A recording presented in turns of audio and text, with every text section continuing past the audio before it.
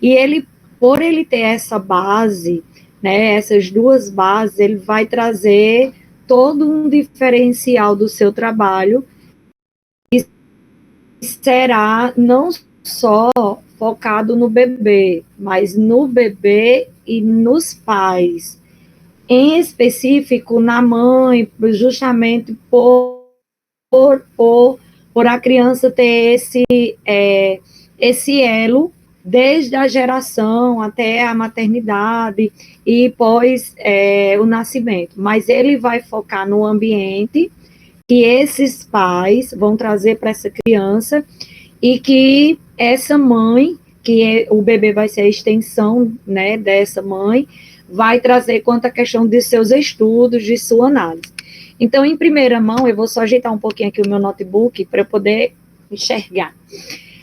Nós temos um inglês, né, que vai nascer na data de 7 de abril de 1896, vai vir a falecer em Londres em janeiro de 1971, aos 74 anos. Sim, foi de suma importância, né, todos os estudos de Winnicott para a psicanálise, para ter um pouco de conhecimento da teoria da mãe e do filho.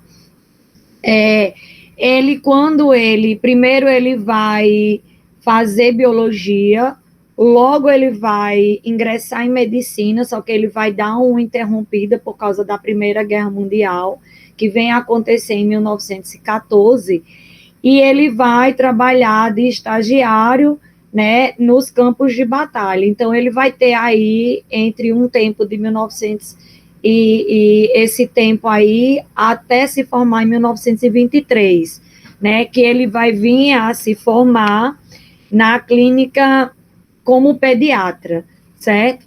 O Winnicott também, ele vai estar,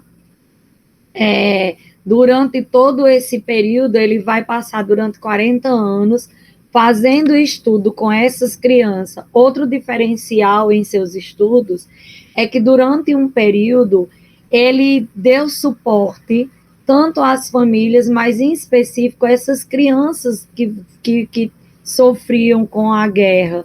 Então, o estudo dele também vai estar nos flagelos dessas crianças, na psique, na problemática que a guerra traz para essas crianças. Então, ele também vai dar esse suporte todinho nesse período pós-guerra e durante a guerra, certo? Não só médico, mas também como um psicanalista em seus estudos.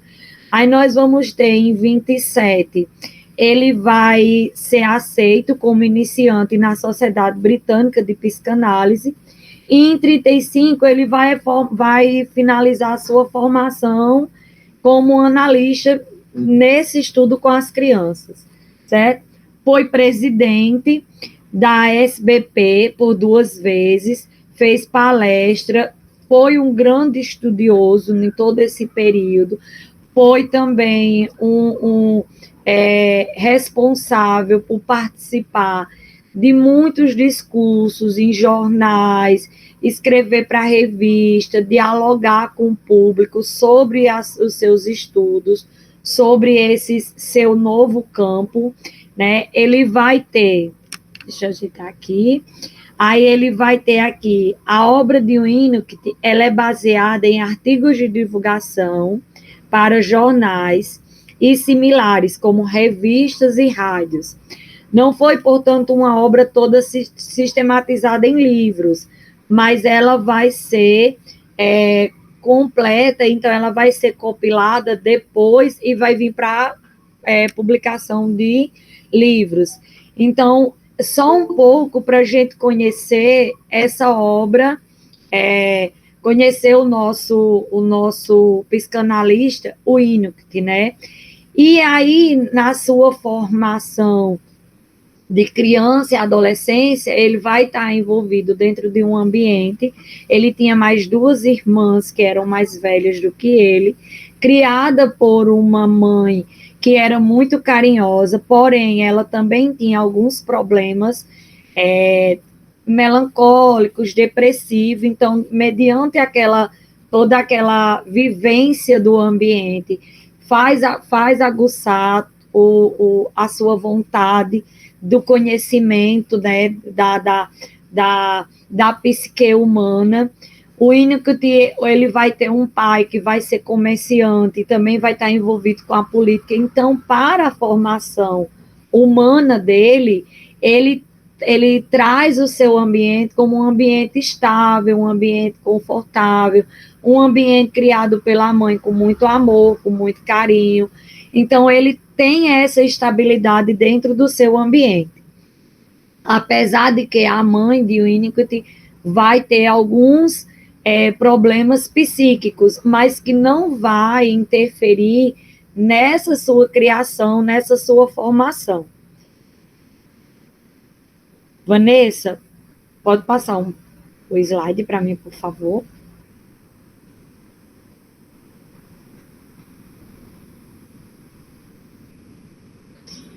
E aí, antes da gente chegar em alguns conceitos de Winnicott, né, o que nós precisamos compreender sobre ele?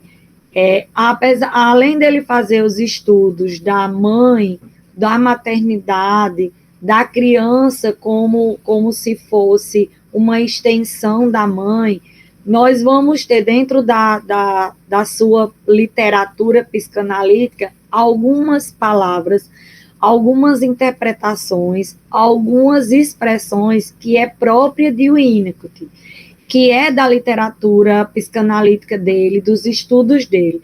Mas antes da gente chegar aí, o Winnicott, ele tem um elo, né, dentro dos seus estudos de Freud, apesar de diferenciar um pouco, porque para ele, a criança, o complexo de Édipo de Freud, mas para o Winnicott, a criança, ela já vem desde a geração, desde o feto, né, e também ele vai ter um elo, né, um trabalho mesmo diferenciado, mas ele também vai dialogar com Melanie Klein.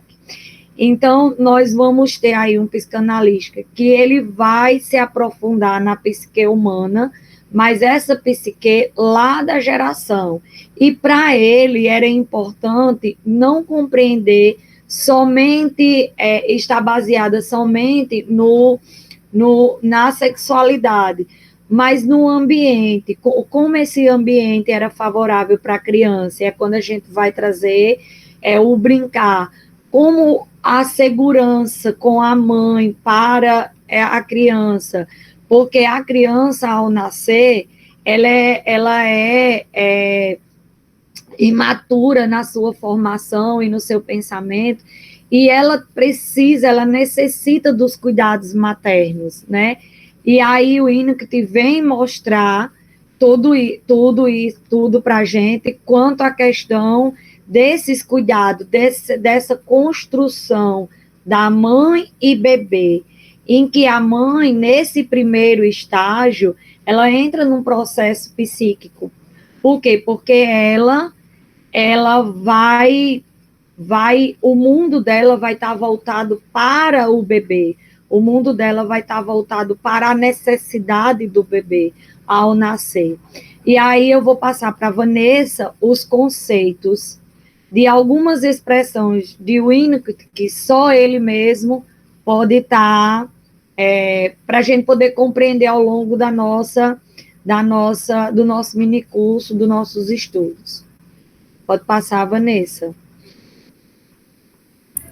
Ok, Sandra, estava aqui tentando aprender, como a gente está sempre aprendendo, viu? A compartilhar e ficar vendo a tela, que eu não conseguia. Aí, Guilherme foi me ensinando aqui. Inclusive, obrigada, Guilherme. Então, como Sandra bem falou, né, dessa caminhada de Winnicott, a gente já observa que desde os primórdios aí da construção acadêmica de pesquisa de Winnicott, ele já vai versar sobre a pediatria, né? E o Winnicott a gente pode dizer que foi o pioneiro em estudar os aspectos psiquiátricos com a prática clínica pediátrica. Então, o Winnicott vai observar a psica mais soma, né? Ele vai dizer psicossoma, que seria considerar o corpo, né, o físico e psíquico, como uma integridade do sujeito, e principalmente desde o ambiente embrionário. Né? Então, o Winnicott e aí a gente vai vendo que o Winnicott e Clay, eles dialogam em alguns conceitos, mas é um rompimento, porque o Winnicott vai considerar aí a ideia da constituição do ego, da criança, a partir de uma outra ótica, de outros conceitos, do que Clay. Mas os dois acabam se encontrando aí nessa caminhada sobre a infância. Então, partindo desse ponto, né, que o Winnicott ele se desbruça, né, até por ser um pediatra, ele vai ter um olhar clínico, obviamente, mas um olhar a partir também da subjetividade, quando ele adentra aí na psicanálise infantil. E aí, alguns conceitos de Winnicott, como Sandra falou e como a gente havia dito, para a gente entender algumas palavras de sua teoria, né, muito específica, vale sempre ressaltar que é muito específica de Winnicott esses termos, porque ele vai observar a infância, a mãe, o ambiente, várias questões que são importantes na constituição do ego, e por isso ele vai trazer cada uma dessas palavras a partir de um ponto de vista, né, a partir da sua própria teoria winnicottiana. E uma dessas palavras, desses conceitos, quando eu falar palavra, vocês tomem por conceito palavras no sentido de termos específicos, tá? Mas seriam palavras conceituadas, que são esses alguns, né? E aí não dá para a gente se desbruçar aqui em cada um, até porque a lista é bastante extensa, né? E cada um desses, inclusive, dá um minicurso. Porém, vamos trazer aqui de maneira bem objetiva para que a gente entenda aí somente para quando formos para a teoria vocês terem um breve conhecimento do que significa cada um desses termos. E aí, começando pelo processo de maturação, que inclusive eu falei já anteriormente, né, toquei nesse assunto quando fui falar desse olhar que o Winnicott tem sobre a caminhada do processo de maturação, e o que seria esse processo de maturação para o Winnicott, que ele vai considerar que o humano... Pode continuar, Vanessa. Tá.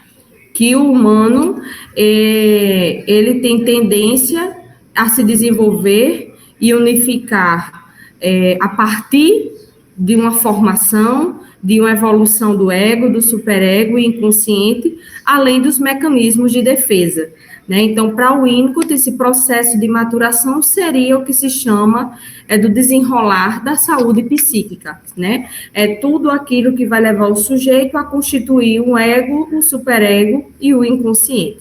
É um processo maturativo aí que ele vai considerar como peça fulcral para o sujeito. Para o Winnicott, ele vai dizer, né, que dentro desse processo de maturação, a importância do ambiente, né, e é uma palavra que muito é falada em suas teorias, muito é trazido à tona, que é a influência do ambiente, né, e o ambiente é decisivo para o psíquico do ser humano, para o Winnicott, e o que seria aí o papel do ambiente. O ambiente, ele pode inicialmente ser representado pela mãe ou seu substituto. Então, quando falamos em mãe, a gente toma aí a palavra de maneira ampla, né? A mãe, seja ela na sua forma biológica ali, ou o seu substituto, aquele que materna, né? Então, seria tudo aquele que materna. Um ambiente pode ser representado pela mãe ou pelo substituto, que seria essa maternagem. E é a interação inicial, né, para o sujeito, porque ali o sujeito está imbricado, ele vai necessitar da influência do ambiente, e que o Winnicott vai dizer que existem duas fases iniciais nesse desenvolvimento do processo de maturação, que precisa do ambiente, que é do nascimento aos 6 meses, existe uma dependência absoluta, já vou trazer a explicação, e dos 6 meses aos 2 anos, que é uma dependência relativa, né, mais que o ambiente se faz necessário para esse desenvolvimento psíquico. E aí a gente já entra na fase da dependência absoluta, que a dependência absoluta para o Winnicott é vista como absoluto porque não há chances de sobreviver sem os cuidados do ambiente, né, abre aspas, da mãe. Então, a gente vai ver que essa dependência seria todo esse cuidado, todo esse colo, esse aconchego, essa troca de afeto e etc., que faz parte do ambiente que é a mãe, né? E é dependente porque o indivíduo, ele não tem como galgar sozinho da fase inicial de nascimento aos 6 meses. Então, ele é extremamente dependente do ambiente, né? Então, é isso que o Winnicott vai considerar de dependência absoluta. E que para o Winnicott, o bebê depende totalmente, mas ele vai ressaltar que é interessante que o bebê desconheça também esse estado de dependência, pois para que ele possa entender que ele e o meio não são uma coisa só, né? Porque nessa fase de dependência absoluto porque o sujeito ele não consegue sozinho, e há essa dependência porque ele acredita ser um só, né? Que ele está ali ligado com o ambiente, o bebê e o ambiente, no caso aí a ideia da mãe, estão numa simbiose, né? Porque um necessita aí do outro, né? Aquele sujeito que nasce dessa mãe, que sai de dentro da mãe, e aí a mãe é que vai dando contornos, né? A formação psíquica do eu vai sendo contornada a partir do olhar da mãe, né? Aí esse olhar da mãe entra como uma função de espelho, que dá contorno e forma a integridade e a integração do bebê. Então, é interessante que haja essa dependência absoluta, mas que também haja esse estado de que o bebê consiga se desprender, né, e a mãe também consiga se desprender dessa ligação.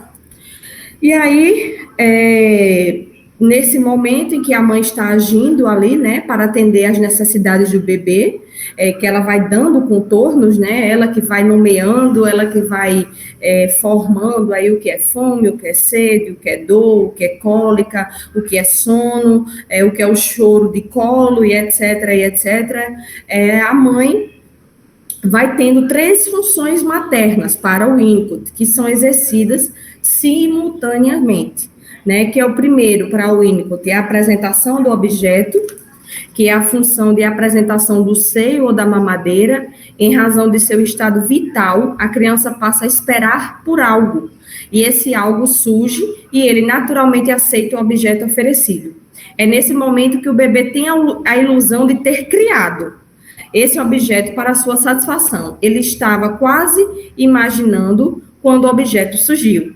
E é com esta ilusão que o bebê tem uma experiência de onipotência. Ou seja, o bebê, ele já se sente ali onipotente, porque ele se sente ali o detentor, né, de tudo, ele é o centro, ele é o cerne daquela relação, e aí, a partir da apresentação do objeto, que seja o seio ou a mamadeira, ele vai criando ainda mais essa ideia de onipotência, porque quando ele chora, quando ele esperneia, quando ele grita, etc., é dado a ele o objeto, né? E esse objeto, quando é dado, esse sujeito vai criando essa ilusão de que ele consegue, né, criar, suprir as suas demandas. E é como se o objeto adquirisse, de fato, uma existência real, quando desejado e esperado, à medida que a mãe vai sempre estando à sua disposição, esta ilusão vai sendo reforçada, e, ao mesmo tempo, protegendo de fontes de angústias que seriam insuportáveis. Então, aquele momento em que a criança poderia estar ali desamparada, chorando desesperadamente, sem a presença desse objeto, a mãe vem e, de alguma forma, tenta amenizar essa angústia que para o bebê seria insuportável, né, se não houvesse esse contentamento. E aí a gente vai vendo que isso vai já também trazendo um ponto que é a mãe suficientemente boa, né? Que já é uma ideia de que o índico vai considerar que a mãe suficientemente boa é aquela que comparece, é aquela que vai trazer essas apresentações de objeto, que vai ser parte aí decisiva na constituição do processo de maturação do sujeito. Então, esse nome também, mãe suficientemente boa, é bem presente na teoria winnicottiana. E aí vem a apresentação do objeto e vem o holding. Peço aí que vocês relevem caso esteja errado aí o inglês, porém, nesse termo, ele vai tratar como uma função de sustentação, ou seja, a mãe instaura uma rotina que é repetitiva de cuidados cotidianos que vão sustentar não somente o corpo, mas o psíquico da criança. E é a partir desse modo, né, de realidade externa, que o bebê é simplificado e permite que ele crie pontos de referência simples e estáveis, facilitando sua interrogação no tempo e no espaço. E aí esse termo sustentação, também para o Winnicott, é um termo bastante amplo, né? Não é somente o sustentar no pegar da criança, mas é o sustentar em conseguir nomear a demanda da criança, em conseguir sustentar os desejos, as vontades, as cobranças e etc., que esse bebê vai vir a surgir aí, a pedir. E aí vem o último termo, que é o holding, que ele vai trazer que trata-se de uma função de manipulação do bebê enquanto ele é cuidado. E é uma função que harmoniza a vida psíquica com o corpo e que o Winnicott vai chamar de personalização, né? E essa manipulação seria, seria nesse sentido do sujeito, de como ele é manuseado, de como ele é manipulado, né? Pensando sempre que a maternidade é algo que o discurso materno antecede a gravidez, né? E aí muitas mulheres, quando engravidam, elas já têm um discurso pré-estabelecido de como vai ser seu filho, do que é que ela deseja, de qual nome vai dar, qual a forma, como ela acha que vai ser, e etc. E tem aquelas que não desejam, né? Que o próprio discurso já anula isso, que ela não quer, que ela nega aquele momento.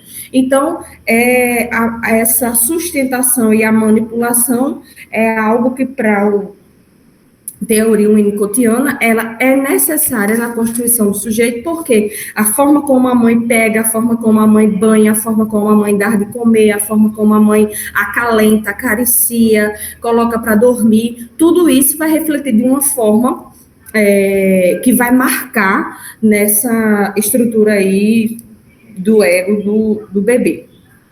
E aí, a partir disso, a partir dessa mãe suficientemente boa, que eu já falei um pouco, que seria suficiente para que o bebê possa e consiga conviver com ela, né, sem esses prejuízos psíquicos, sabendo que aí não há uma cartografia, né, que vai ensinar aí a mãe como ser mãe, o que fazer. Inclusive, tem muitos manuais, mas o Winnicott, inclusive, ele vai questionar sobre isso, né, que a mãe ela já vem com essa... vai dando esse contorno através da sua maternidade singular, é outra coisa que o Winnicott vai considerar a singularidade de cada mãe e de cada bebê. E aí vem a ideia do verdadeiro self, do verdadeiro e do falso self, que o termo self foi introduzido por Hartmann, um dos fundadores da Escola de Psicologia do Ego, em 1950, para designar a representação da pessoa inteira, o corpo e a organização mental. Mas para o Winnicott, haveriam dois aspectos no self, que estariam presentes em qualquer ser humano em variadas proporções, que seria o verdadeiro self e o falso self. E esse falso self, quando o bebê, ele está ali, um exemplo seria quando o bebê, ele está... se a mãe faz tudo pelo bebê e ele não sai da realidade subjetiva que ele está percebendo para a realidade objetiva, que seria o verdadeiro self, né, aquele real, aquele encontro ali, o bebê fica devaneando, né, o bebê e o sujeito, ele devaneia na fantasia e o bebê tem que passar aí a digerir a realidade. E aí, quando ele começa esse devaneio, ele acaba se encapsulando nesse falso self, que seria esse vazio em que o sujeito vai enchendo de várias coisas, né? Eu preciso disso, preciso daquilo, preciso disso, preciso daquilo, para construir, para ganhar sentido, para seu self ganhar sentido, mas que vai continuar enchendo aí sempre esse vazio. E aí vem a dependência relativa, que para o Winnicott é a fase que vai dos 6 meses aos 2 anos, que é uma dependência relativa porque a criança se conscientiza, de sua sujeição. Na primeira fase, ela não se vê separada, mas fundida à mãe, que é o que a gente falou da dependência absoluta. Já na dependência relativa, ela tolera melhor as falhas de adaptação da mãe, tirando proveito delas para se desenvolver. Isso porque, nesse momento aqui, a criança já vai perceber a existência de uma realidade externa, separada dela. Ela também já consegue se antecipar aos acontecimentos e prever as ações de sua mãe. Então, essa dependência relativa é uma dependência que, sim, ela ainda necessita da mãe, mas aqui ela já consegue observar uma realidade, consegue observar que há uma existência separada da mãe, que faz parte aí da sua vida. E aí, a gente já vai chegando aqui nos fenômenos na fase de desilusão, que para o Winnicott, essa fase de desilusão é onde a criança desenvolve atividades como levar o dedo na boca, botar algum objeto, como a ponta de um lençol, uma fralda, e começa a puxar os fiapos de lã e fazer bolotas que se acaricia com sons bucais diversos, ou seja, várias formas de manusear. E essas atividades, o que ela tem em comum é que elas surgem em momentos em que poderia surgir a angústia, que seria a separação da mãe, por exemplo, na hora de dormir. Então, essa fase de desilusão é quando se vê longe da mãe, e muitos sujeitos se apegam ao ursinho, a um lençol, a um travesseiro, ao dedo. A um brinquedo, sim, a um objeto que naquela fase de desilusão que poderia surgir a angústia, ele vai ter ali essa mãe como esse objeto que vai fazer parte dessa fase de desilusão. E aí, vamos para os fenômenos transicionais, que para o Winnicott é quando envolve um objeto e que são transicionais porque ocupam um espaço intermediário entre a realidade interna e a realidade externa, e tem a função de amortecer o choque da conscientização de uma realidade externa. Ou seja, o espaço transicional, ele trata de uma existência de um espaço que ocorre fenômenos que podem ou não envolver um objeto transicional. E aí, já entrando no objeto transicional, seria esse objeto que representa a mãe dos momentos tranquilos, né? Ele sempre representa a mãe nos momentos tranquilos. E é um momento em que o bebê pesa e passa da situação de controle pela onipotência para de controle pela manipulação, ainda anterior ao reconhecimento da realidade externa enquanto tal. Então, nesses fenômenos transicionais, que são esses momentos em que envolvem os objetos, surgem os objetos transicionais, que vai representar essa mãe dos momentos tranquilos, né? Agora, o bebê já vai observar que ele não é onipotente, mas ele pode manipular, né? Ele pode ter esse objeto para que ele consiga ter esse controle dentro aí desses espaços transicionais, que são esses espaços que persistem ao longo de toda a vida, né, que são ocupados por atividades lúdicas, criativas, extremamente variadas, que terá a função de aliviar o ser humano da constante tensão suscitada pelo relacionamento da realidade dentro e fora do sujeito, né. Então, esses espaços transicionais é tudo aí que faz parte dessa transição aí, em que o sujeito está dentro desses lugares que são ocupados por toda a vida. E aqui, só um adendo, que a gente já foi colocando aqui nos slides as nossas referências, tá? Então, aqui vocês podem estar vendo a referência aqui embaixo, e nos próximos slides vocês vão ver também que já vem as referências de onde a gente tirou cada ponto. Sandra, quer falar alguma coisa? Para pontuar, Vanessa, quando a gente fala de mãe suficientemente boa, para o Winnicott, e a gente vai perceber muito na sua obra O Brincar, a gente também vai encontrar considerado quando passa da fase do bebê, da dependência absoluta dele, mas ele passa por uma fase relativa, a gente vai encontrar a mãe suficientemente boa. Mas essa mãe, ela não é negligente. É aquela mãe que ela supre a necessidade do bebê, que ela supre a vontade do bebê, mas que vai cortando aquele elo com o bebê, vai mostrando para o bebê que ele não é uma extensão. É nessa fase que o bebê vai perceber que ele não é uma extensão da mãe, né? Que ele tem um mundo próprio, porque todos os estudos de Winnicott, ele vai estar, ele começa dentro da gestação. Então, lá na fase embrionária, ele tem todo um mundo, ele está muito bem protegido. E ao nascer, toda aquela proteção, qual é o objeto que vai ligar o bebê? É a mãe. Então, o ambiente é a mãe. E quando a gente passa para a teoria, para os estudos dele, do brincar e o ambiente da criança, vai trazer exatamente essa mãe, que ela tem a mãe suficientemente boa, que quando ele está nessa fase de uma dependência absoluta, a mãe, ela volta-se para a criança, ela vive em prol da necessidade da criança, mas quando essa criança vai crescendo, vai se formando, vai se desenvolvendo, esse bebê, né, ele vai percebendo que ele não é absoluto naquele elo de mãe e bebê. E aí surge a mãe insuficientemente boa, na verdade, o conceito. Mas não é uma mãe que negligencia a formação daquele bebê, mas sim uma mãe que vai mostrar para o bebê que ele não é mais totalmente absoluto, que ela já tem um certo conhecimento de que ele vai chorar, de que ele vai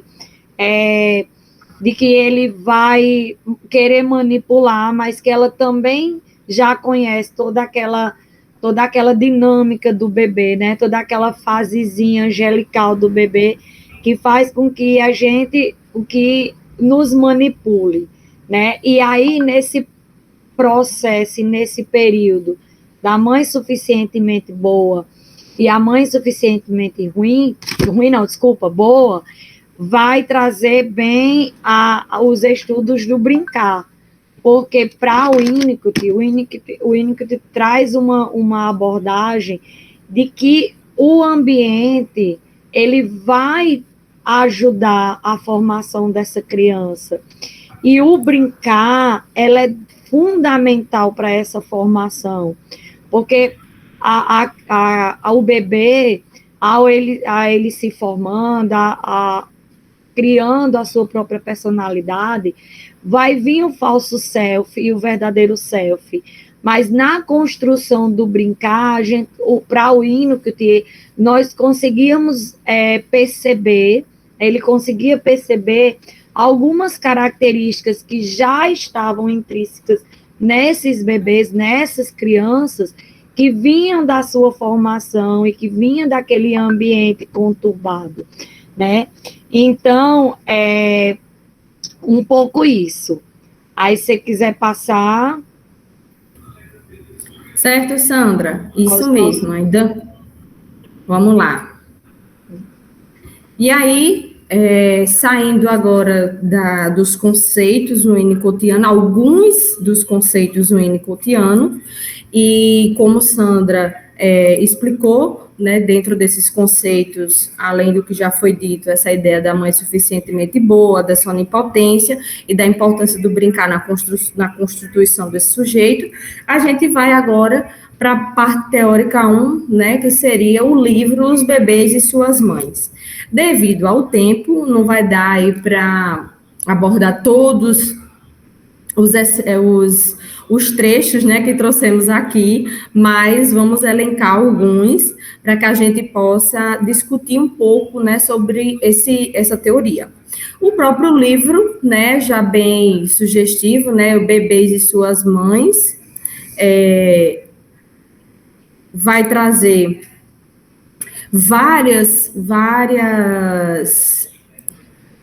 partes, né, do livro. O seu sumário tem várias partes, né, o recém-nascido, a mãe dedicada comum e etc, etc. E dentro do livro eu escolhi aqui algum dos capítulos, escolhi 3 capítulos.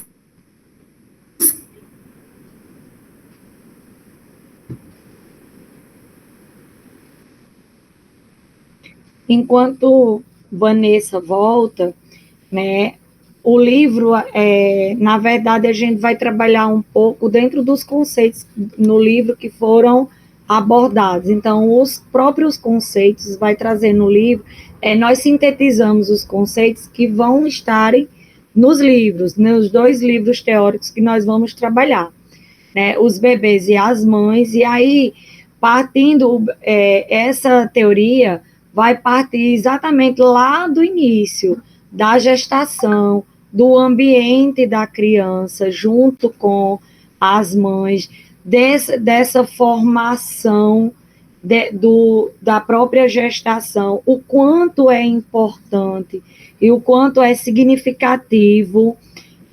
Vanessa disse que só um minutinho, então, enquanto isso, o quanto é significativo para que a mãe esteja bem, para que ela possa trazer um ambiente seguro para a formação e para a constituição desse novo serzinho, né?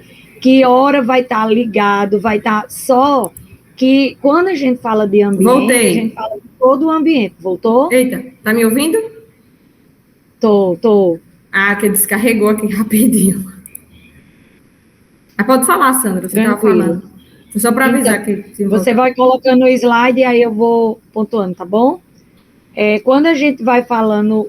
então, o livro traz desde a gestação, então, desde lá da formação, e o quanto é importante e fundamental para que a mãe também ela esteja preparada com essa gestação, com essa maternagem que está para vir, porque da mesma forma que o bebê ele tem a concepção de que ele é uma extensão da mãe, a mãe também entra num processo psíquico de que o bebê é muito necessário para a mãe, de que o mundo da mãe ela vai estar em volta do bebê, vai estar em volta daquele ser e daquela sua formação. Pode continuar, amiga.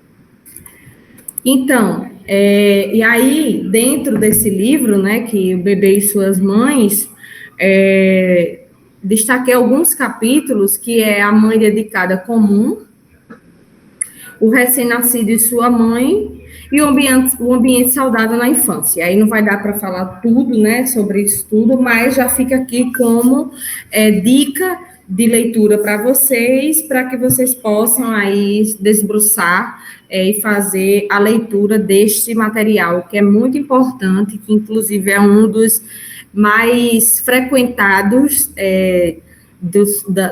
de quem estuda a teoria winnicottiana, que é observar o bebê e suas mães como uma teoria dele, né? E é interessante que o Winnicott, ele mesmo escrevia, né, suas conferências, então isso já dá um contorno diferente à sua escrita, né, aos seus conceitos, às suas ideias, diferente aí de outros psicanalistas que foram reescritos,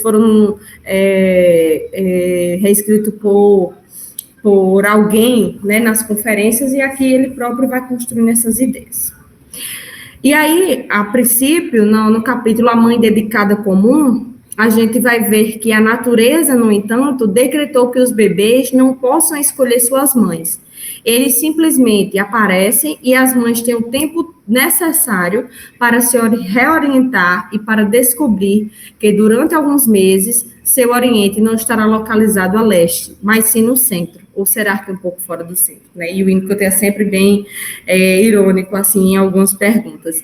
E aí ele vai trazer a ideia que o bebê, eles não podem escolher a mãe, né? Mas a mãe, ela sim vai sendo remodelada a partir da sua escolha por ser ou por não ser mãe, né? E que isso vai dando durante algum tempo, localizando essa mulher, essa mãe, este ambiente, esta mãe e este ambiente em um determinado lugar, né? Então, a maternidade vai norteando aí esses caminhos a serem seguidos. E aí, já dando um pulo, né, algumas das citações aqui, do ponto de vista do bebê, nada existe além dele próprio, e, portanto, a mãe é inicialmente parte dele. Em outras palavras, há algo aqui que as pessoas chamam de identificação primária, isto é, o começo de tudo, e confere significado à palavra muito simples, como ser. E essa identificação primária se faz do nascimento do bebê, em que para o bebê, ela é o bebê, né? A mãe para a mãe, ela é o bebê, e para o bebê, ele é a mãe. Em que há aí uma troca, né? Que essa mãe serve aí como a função de espelho, né? Esse ego que vai sendo compartilhado aí com a criança. E sabendo que a mãe, que esse ambiente, ele compartilha com esse bebê, né, de um ego, mas isso já diz também de como foi compartilhado com ele esses olhares maternos. Então, há aí sempre uma reprodução, né, dentro desses ambientes maternos. E aí, quando uma mãe é capaz de ser mãe com toda naturalidade, jamais devemos interferir. Ela será incapaz de lutar por seus direitos, pois não terá uma compreensão dos fatos. Tudo o que saberá é que foi ferida. A única diferença é que o ferimento não é um osso quebrado ou um corte em seu braço, mas sim a personalidade mutilada do bebê. E é muito interessante que quando essa mãe, há um rompimento, né, nessa mãe suficientemente boa, o que ela vai identificar, o que ela tem como resultado seria essa personalidade mutilada do bebê. E aí sempre pensando que essa mãe, que esse ambiente, ele diz também de um ambiente que foi ofertado a ele. Né? E aí as ressignificações, a forma de como lidar com determinadas coisas, e alguns sujeitos conseguem, né, ressignificar a depender de como é constituído aí esse ego desse sujeito, ou não. E aí...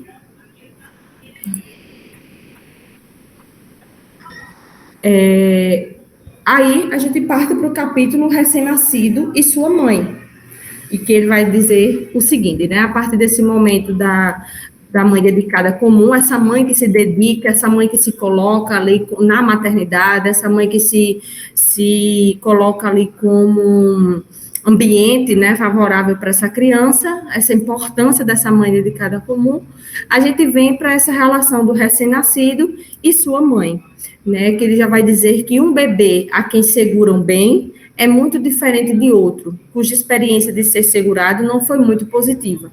Nenhuma observação a respeito de qualquer bebê tem para mim qualquer valor, a menos que se descreva expressamente de que maneira o seguram. Então, essa ideia do segurar, né, ele vai ver como é importante na experiência dos sujeitos, né, da forma que ele é sustentado, que ele é segurado, que ele é manipulado. Isso diz aí desse ambiente materno, de como é visto, de como se considera esse bebê. E aí, na psicologia do desenvolvimento emocional, os processos de maturação do indivíduo precisam de um ambiente de facilitação para que possam concretizar-se.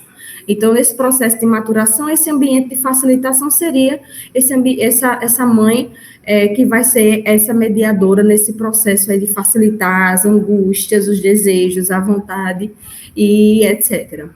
E aí o desenvolvimento emocional primitivo, mas este tema abrange 3 tarefas principais, que é a integração do eu, a psique que habita o corpo e a relação objetal, que numa correspondência aproximada a esses 3 itens, temos 3 funções da mãe, que é o segurar, o manipular e o apresentar o objeto.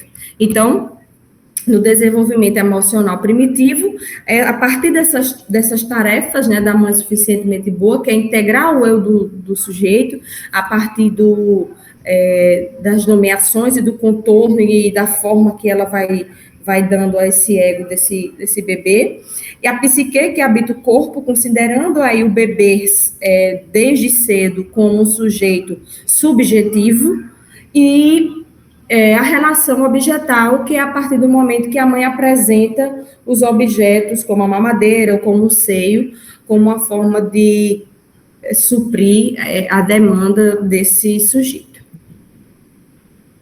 Estou dando uma pressadinha para dar tempo da gente, né, falar tudo. E aí, no último capítulo, dentro do livro escolhido, é o ambiente saudável na infância. A gente viu a mãe comum, a relação recém-nascido e bebê, e agora a gente vai ver como o ambiente saudável na infância influencia nessa caminhada do processo de maturação. No início, porém, é o ato físico de segurar a estrutura física do bebê que vai resultar em circunstâncias satisfatórias ou desfavoráveis. Em termos psicológicos, segurar e manipular bem uma criança facilita os processos de maturação, e segurá-la mal significa uma incessante interrupção destes processos, devido às reações do bebê às quebras de adaptação. Novamente, a partir dessa estrutura física, né, é o ato físico de segurar a estrutura física do bebê que vai resultar nessa circunstância. Então, esse segurar, esse manipular, como eu disse inicialmente, para o Winnicott, é amplo, mas ele sempre vai partir também da subjetividade, do psíquico e do físico, né? Então, aquelas mães que pegam de qualquer forma, que jogam, que não conseguem, nem ao menos conseguem segurar a criança, e etc., isso vão sendo rastros ali nesse processo de adaptação do bebê.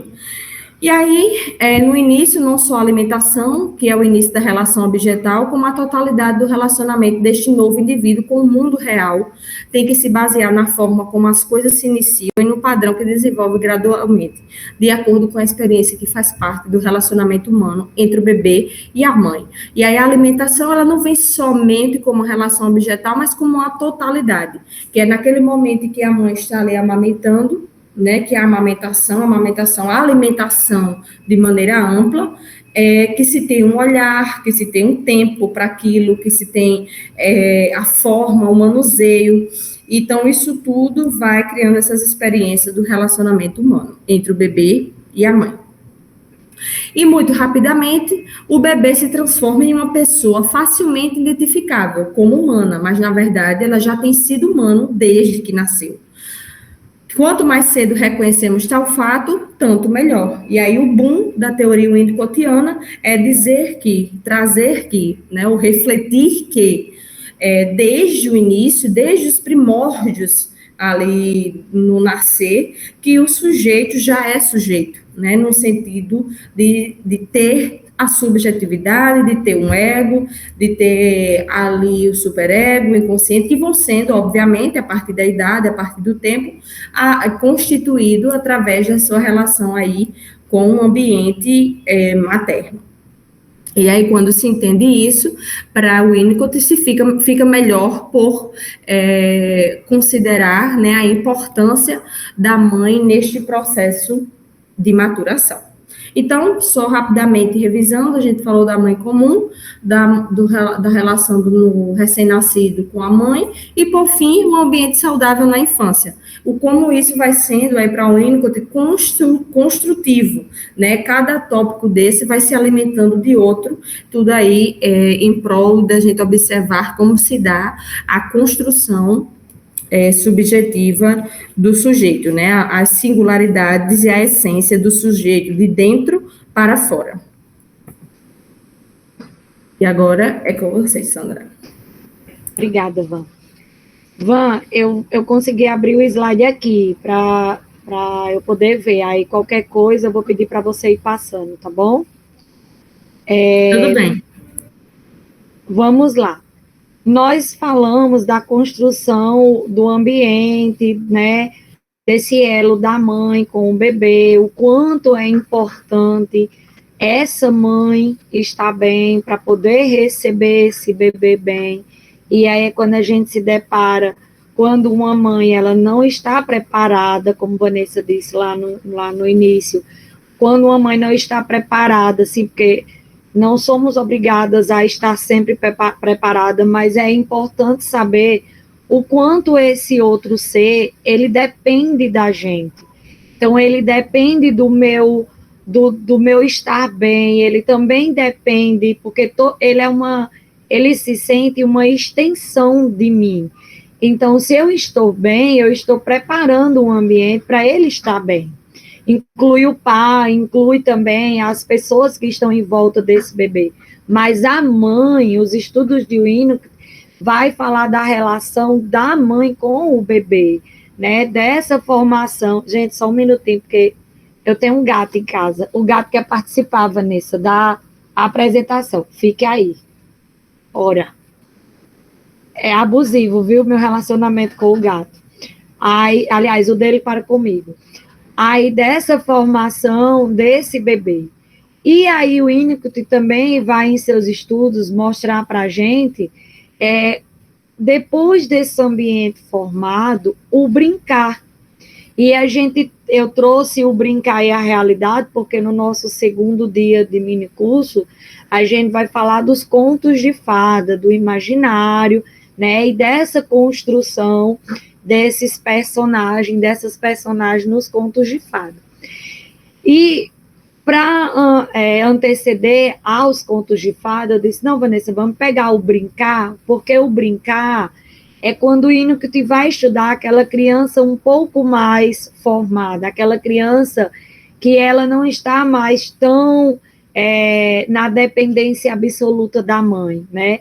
E em alguns estudos clínicos dele, ele vai transformar o ambiente e ele também traz que não só a mãe precisa ter esse elo de brincar com o bebê, com a criança, mas também o psicanalista. O psicanalista precisa compreender que em uma brincadeira, em uma conversa informal, né, num momento de descontração, a criança ela vai construir, ela vai sair daquele falso self que ela construiu, ela vai trazer a sua própria identidade, o seu próprio desejo, porque a construção do verdadeiro self é o desejo do outro, né? Como a mãe olha para esse bebê e como ela está construindo esse self nesse bebê, e vai trazer um pouco para ele, então ele constrói esse falso self em cima do olhar e do desejo do outro, e o Winnicott traz para as suas análises, para os seus estudos, esse brincar.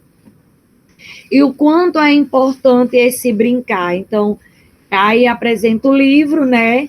E a nossa segunda teoria vai ser o brincar e a realidade. Então, como é que eu posso trazer?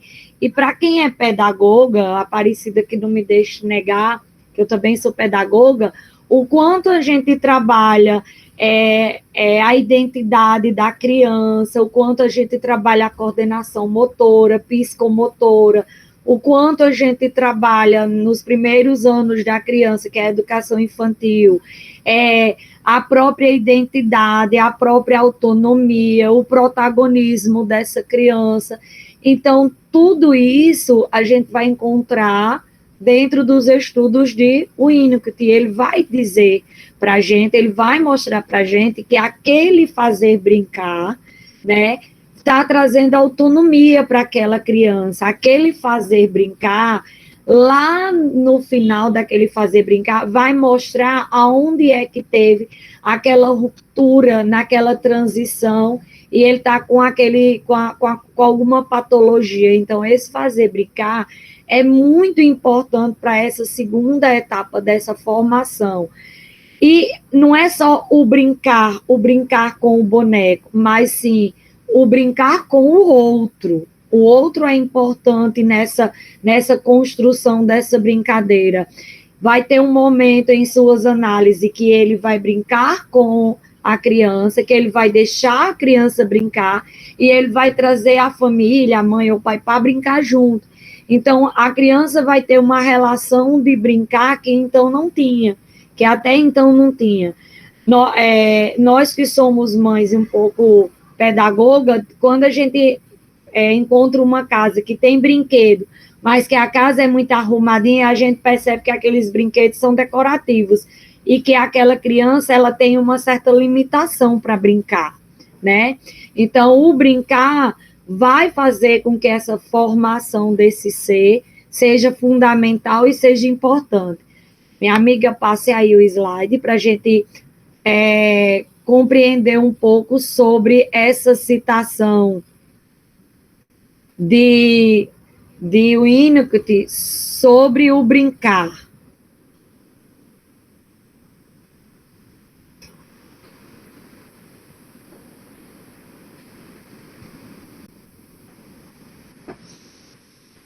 Passei. Passou? Então, o Winnicott vem dizer assim: o inconsciente reprimido deve se manter oculto, mas o resto do inconsciente é algo que em cada indivíduo quer travar conhecimento. E as brincadeiras, tal como os sonhos, servem de função de autorrevelação e de comunicação com um nível profundo. Então, vamos analisar um pouquinho essa citação. Está no meu inconsciente, está no inconsciente da criança, aonde teve aquele pequeno corte.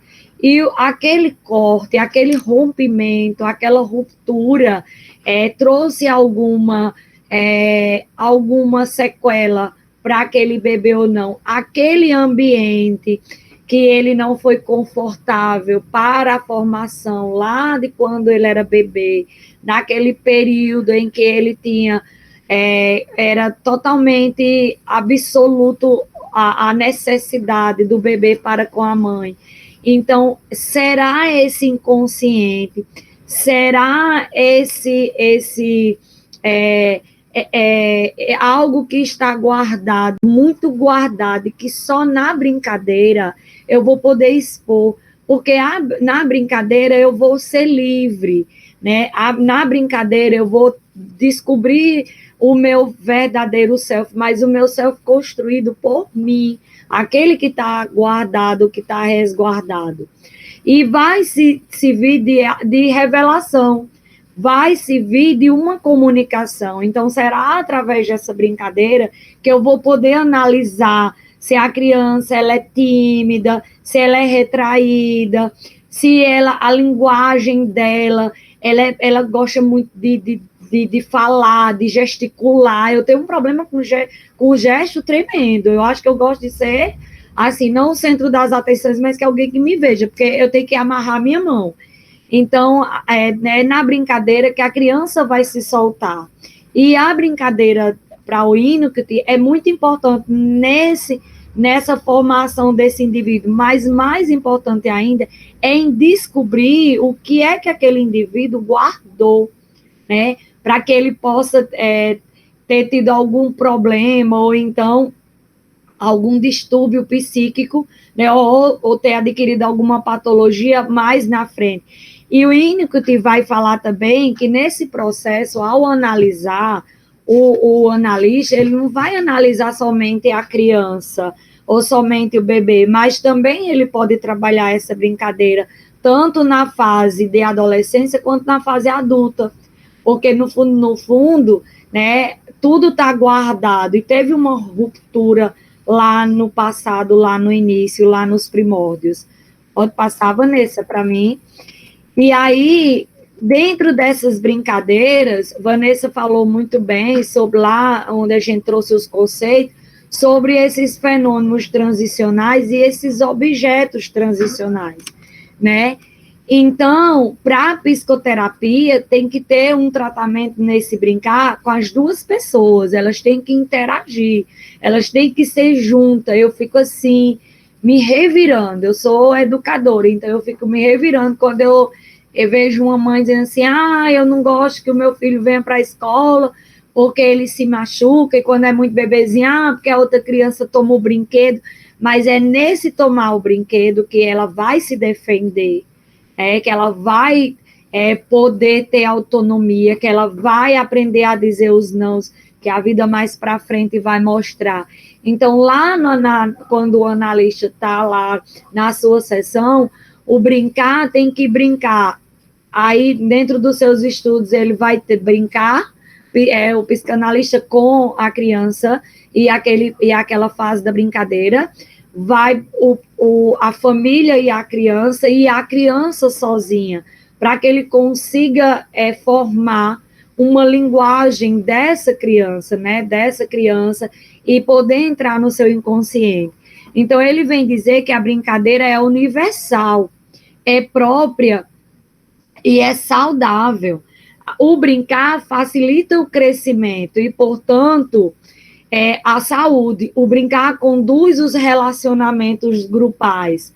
O brincar pode ser uma forma de comunicação na psicoterapia. Finalmente, a psicanálise foi desenvolvida como forma altamente especializada do brincar, a serviço da comunicação consigo mesmo e com os outros. Então, quando a criança ela sai lá do seu ambiente em casa, protegido pela família, pela mãe, pelo pai, ela entra no ambiente escolar, ela vem para o seu segundo grupo social, que é o seu grupo escolar. Então, vai ser importante essa criança já ter adquirido a sua brincadeira em casa, com a sua família, com os seus pais, e logo agora, né, no ambiente escolar, ela vai saber interagir, ela vai saber socializar, ela vai saber ter autonomia, ela vai saber se defender. Sim, ela vai também brigar. Ora, ela estava ali sendo protegida, ela era individual. Agora ela tem que dividir um espaço com o todo. Ela tem uma única professora para toda aquela sala, né? E aí eu deixo de ser só individual e eu passo a ser o grupo. Eu passo a ter a minha formação no grupo. E isso é extremamente saudável para a criança. A maior prova disso foram esses 2 anos de pandemia que nós passamos. O quanto foi difícil a ressocialização dessas crianças no ambiente escolar. O quanto foi difícil a adaptação, né, no ambiente escolar, no social. A gente tem ainda crianças que desenvolveram ansiedade, por exemplo, são extremamente ansiosas. Então, essa socialização, esse brincar, essa interação com o outro é saudável. E para o Winnicott, em seus estudos, é fundamental para que tanto o analista, quanto a mãe, quanto o professor, ele possa entrar naquele inconsciente, ele possa observar. Vanessa disse no início que cada criança, cada gestação tem a sua individualidade, cada bebê tem a sua individualidade, então a criança vai ter a sua individualidade dentro do grupo, e essa individualidade, ela vai se fazer presente na sua socialização, na sua interação. Pode passar, amiga? E aí eu vou colocar somente, nós temos três teorias, mas eu deixo, né, também como literatura para vocês. Esse livro é maravilhoso, maravilhoso de ser lido. Na verdade, os que eu li de Winnicott, sim, assim, são maravilhosos. A gente que é mãe, a gente já se apropria de seus conceitos e de seus fundamentos. Então, eu vou trazer a teoria do brincar, mas a teoria do brincar na mãe. Então, se a mãe pode desempenhar esse papel por certo tempo, sem permitir impedimento, por assim dizer, então o bebê tem certa experiência de controle mágico. Isto é, experiência daquilo que é chamado de onipotência, na descrição de processos intrapsíquicos. E a mãe, quando a gente chega, que a gente faz aquela voz, a gente chega na barriga e conversa com a criança, e aí a gente brinca com ela, na verdade a gente entra no mundo daquele bebê, né? Seja no tom da voz, seja nas brincadeiras, seja em você balançar um próprio chocalho, ou qualquer coisa que gere o som e a atenção da criança, seja no acalento, seja no cuidado. Todo esse processo, se a mãe pode desempenhar, aí eu tenho todos os cuidados para o meu bebê. Mas o meu bebê, ele cresce e ele completa 10 anos. Aí eu já não brinco mais com o meu bebê.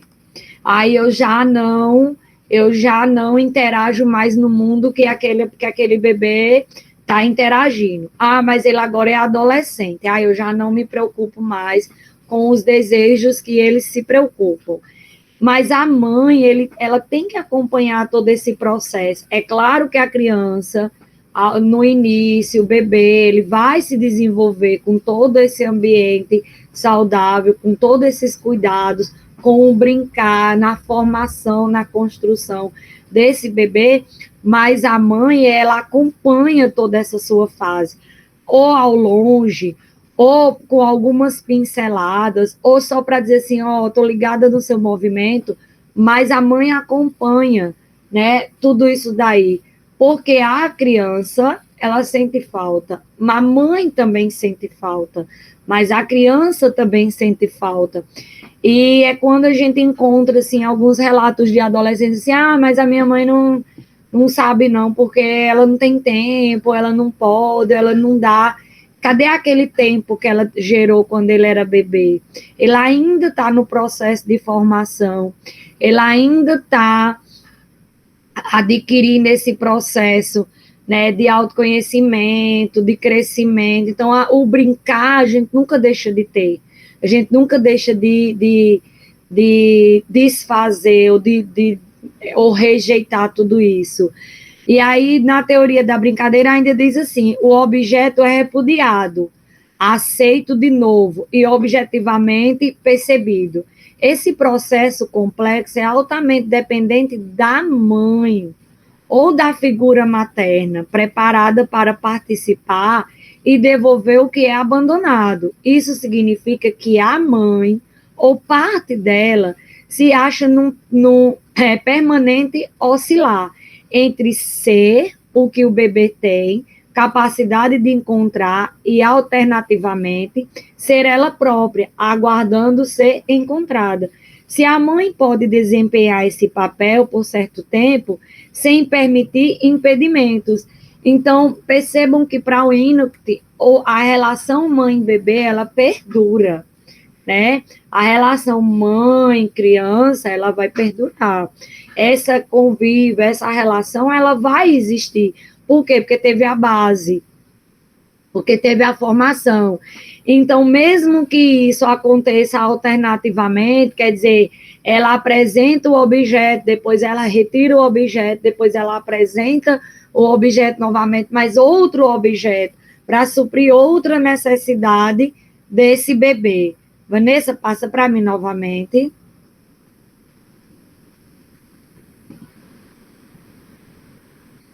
Ok?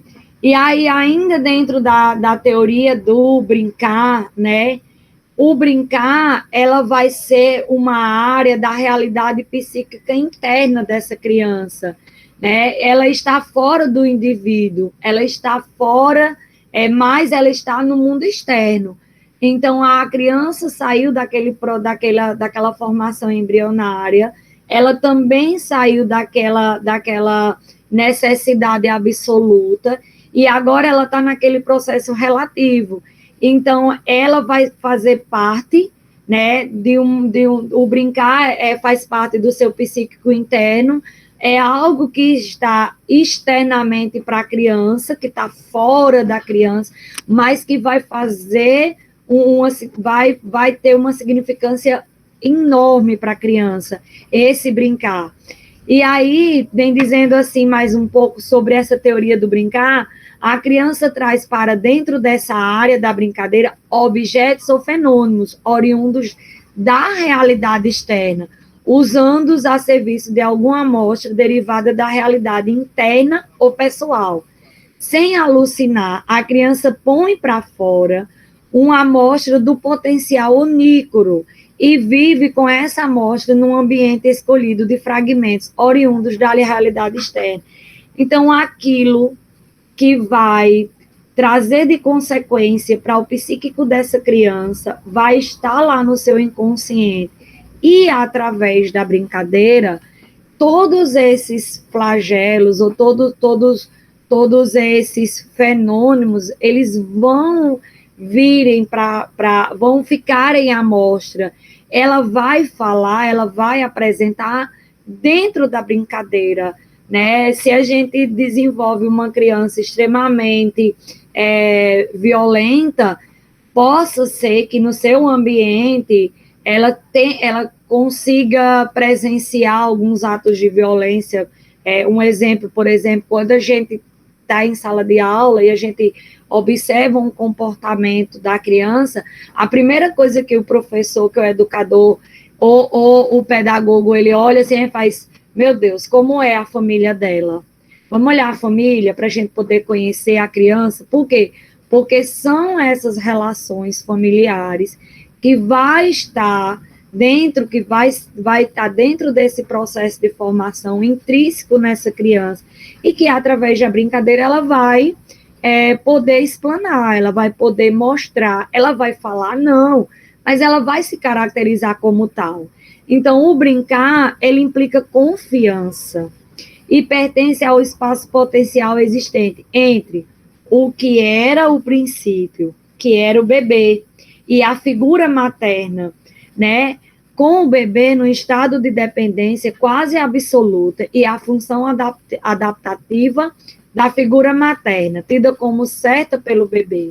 O brincar é essencial, porque nele o paciente manifesta sua criatividade, sua percepção, né? Dentro do brincar, eu sou professora de arte, aí quando eu faço uns trabalhos, a primeira coisa que eu digo para meus alunos, eu desconstruo assim, não é para fazer um desenho belo, mas usa sua imaginação, usa sua criatividade. Se você puder explanar o seu próprio rabisco, você já fez um desenho. Então, o que é que eu tento trabalhar naquela criança? Primeiro, a autoestima dela, porque como eu não tenho dentro de mim a minha plenitude no desenho, então eu já vou dizer que eu não sei desenhar, que o meu desenho vai ser horrível. Então, a primeira coisa que eu estou tentando trabalhar é aquela autoestima da criança. Em segundo, eu vou trabalhar a sua imaginação, sua criatividade, sua identidade, né, que ele tenta buscar. Então, a mãe vai fazer esse brincar através do quê? Da confiança. Lá naquele processo do bebê na sua necessidade absoluta. Então, lá no princípio, o bebê e a figura materna vai construir essa confiança. E é através dessa confiança construída, essa criança ela vai poder se desenvolver, ela vai poder ter a sua própria autonomia. E aí eu vou passar novamente, por causa do nosso tempo, só para a gente finalizar, né? É no brincar, e somente no brincar, que o indivíduo, criança ou adulto, pode ser criativo e utilizar sua personalidade integral. Lembra lá do verdadeiro self, do falso self, que a gente constrói por causa do desejo do outro? Pronto, eu vou ser íntegra na minha personalidade.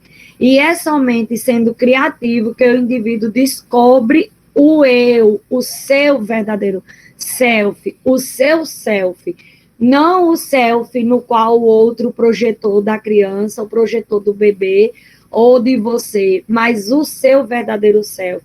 Então, quando eu digo assim, eu não sei desenhar, eu estou dizendo algo que é meu, né? Não algo que alguém me disse, porque se for algo que alguém me disse, eu vou chegar para outra pessoa e vou dizer assim, eu não consigo desenhar. Então, quando eu não digo eu não consigo desenhar, né? Ou o meu desenho, Maria, meu desenho é horrível, foi algo que alguém já visualizou e já projetou. Mas quando eu digo assim, eu tenho dificuldade, professor, eu acho que meu desenho é ruim, então eu já construo o meu conceito.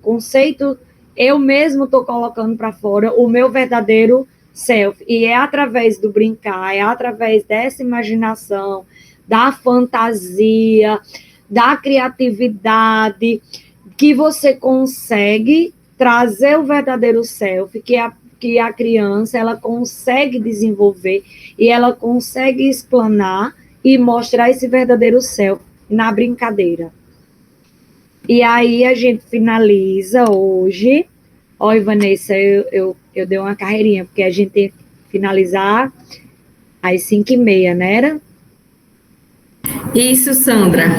Pontualmente, mas é só alguns conceitos. Nós vamos trabalhar os 2 conceitos, as 2 teorias dos 2 livros dentro das obras que nós iremos apresentar amanhã, que é, na verdade, a nossa base de estudo é a literatura com a psicanálise, e é magnífica, né, Vanessa? Porque a gente consegue encontrar nas obras literárias, e obras literárias que nós já vimos, já estudamos, já assistimos, já compreendemos, e são nessas obras literárias que a gente consegue encontrar alguns conceitos do nosso cotidiano, quanto mãe, quanto pessoa, quanto bebê que fomos, quanto criança que também já fomos, e sempre buscando a nossa identidade, o nosso verdadeiro self, a nossa realidade. Dentro da imaginação, eu ainda sou uma pessoa muito de imaginação e de criatividade, me considero assim, mas dentro da nossa realidade, porque quando a gente é adulto, a nossa criatividade, ela não deixa de existir, mas a nossa imaginação, nossos sonhos têm que ser um pouco real, né, Vanessa? Então, me despeço aqui, deixo aí à disposição de qualquer pergunta, de qualquer observação. O microfone está aberto para vocês, ou no chat, eu não visualizei o chat, mas obrigada. E é isso. Obrigada, Sandra. Você fechou aí, né, com chave de ouro, como se diz, a nossa proposta teórica. E como você pontuou, amanhã a gente se encontra no mesmo horário para darmos finalização no nosso mini curso, trazendo aí a proposta agora de alguns contos, de alguns textos literários que nós vamos trazer para vermos a relação da mãe, né, e dos sujeitos enquanto personagens das narrativas que nós vamos estudar. E aí, também me despeço, agradecendo a participação de todos e todas. Aí a Aparecida colocou, né, que podemos perceber na fala que o Winnicott, em sua teoria, traz muita questão da relação no processo de maturação. Exatamente, a proposta dele é observar, né, a construção de maturação, mas com um olhar desde aí o nascimento, né? Ele considera o bebê como um sujeito já que possui uma subjetividade.